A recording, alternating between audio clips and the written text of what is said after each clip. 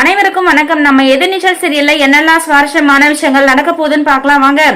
குணசேகரன் விசாலாட்சி இவங்க ரெண்டு பேரும் உட்கார்ந்து பேசிட்டு இருக்காங்க. அந்த நேரம் குணசேகரன் பாத்தீங்கன்னா விசாலாட்சி கிட்ட, அம்மா என்னம்மா நடக்குது இந்த வீட்டுக்குள்ள? நேத்து எல்லாரும் கூடி கூடி பேசிட்டு இருந்தாலும் எல்லாம் சந்தோஷமா, இன்னைக்கு என்னடா மாத்தி மாத்தி சண்டை போட்டுக்கிறாங்க முழுங்குற மாதிரி அப்படின்னு சொல்லிட்டு குணசேகரன் சொல்லிட்டு இருக்காரு. விசாலாட்சிக்கு என்ன பதில் சொல்றதுன்னே தெரியல. ஏன்னா விசாலாட்சிக்கு வந்து யார் பக்கம் நம்ம சப்போர்ட் பண்ணலாம் அப்படின்னு சொல்லிட்டு கூட யோசிக்க தெரியல. ஏன்னா குணசேகரன் மேல அந்த அளவுக்கு பயத்தோட இருக்கிறாங்க நம்ம விசாலாட்சி.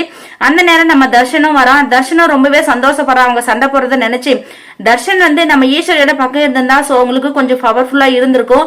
ஆனா தர்ஷன் பாத்தீங்கன்னா வேணும்னு குணசேகரன் கூட சேர்ந்திருக்கானா? இல்ல கண்டிப்பா நம்ம இவங்க எல்லாரையும் தோற்கடிக்கணும், நமக்கு அப்பாவுக்கு சப்போர்ட்டா மட்டும் தான் இருக்கணும் அப்படின்னு சொல்லிட்டு குணசேகரன் பக்கம் போயிருக்கானா அப்படின்றது வந்து ஒரு பெரிய கேள்விக்குறியா தான் இருக்குது. ஏன்னா அம்மாங்களை பத்தி எல்லாமே நல்லா தெரிஞ்சுக்கிட்ட தர்ஷன் வந்து அவ்வளவு சீக்கிரத்துல குணசேகரன் பக்கம் போயிருக்க மாட்டான்.